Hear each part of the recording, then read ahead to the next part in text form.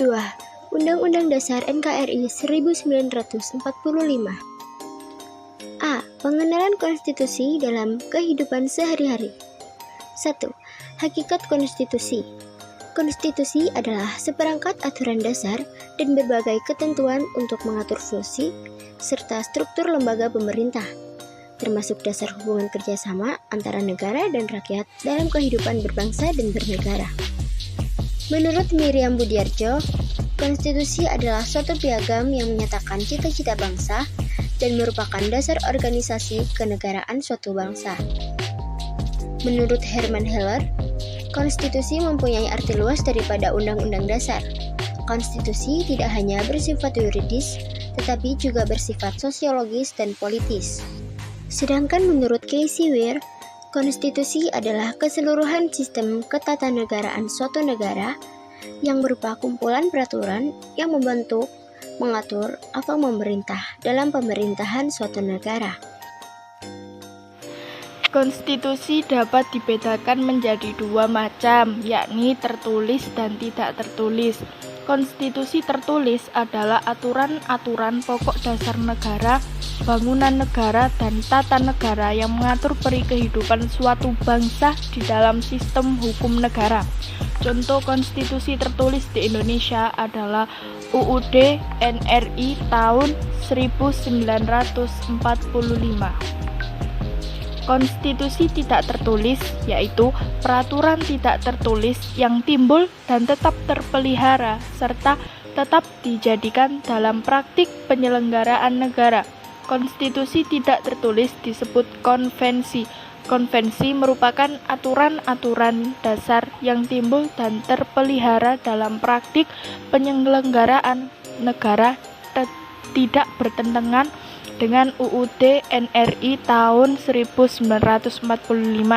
Contoh konvensi di Indonesia adalah pidato Presiden setiap tanggal 16 Agustus. 2. UUD NRI tahun 1945. Indonesia mempunyai UUD NRI tahun 1945 sebagai konstitusi negara. Semenjak proklamasi kemerdekaan Indonesia tanggal 17 Agustus 1945 sampai sekarang, di Indonesia telah berlaku beberapa macam undang-undang dasar sebagai berikut. A. Periode pertama yang berlangsung antara 18 Agustus 1945 sampai 27 Desember 1949. Berlaku Undang-Undang Dasar 1945. B. Periode 27 Desember 1949 sampai 17 Agustus 1950 berlaku Konstitusi Republik Indonesia Serikat (RIS). C. Periode 17 Agustus 1950 sampai 5 Juli 1959 berlaku Undang-Undang Dasar Sementara 1950. D. Periode 5 Juli 1959 sampai 1999 berlaku Undang-Undang Dasar 1945. E. Tahun 1999 sampai sekarang berlaku UUD NRI tahun 1945 hasil amandemen. 3. UUD NRI tahun 1945 dalam kehidupan sehari-hari. UUD NRI tahun 1945 terdiri atas 73 pasal 170 ayat.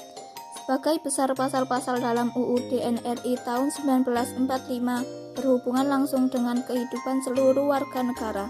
B. Hak dan kewajiban sebagai warga negara. 1. Pengertian hak dan kewajiban warga negara. Hak dan kewajiban sebagai warga Indonesia yang wajib diketahui oleh setiap masyarakat Indonesia. Hak warga negara. Hak dalam KBBI yaitu kekuasaan untuk berbuat atau memperoleh sesuatu.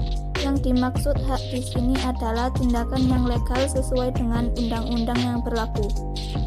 Kewajiban warga negara. KBBI mengartikan kewajiban sebagai suatu yang harus dilaksanakan atau suatu keharusan.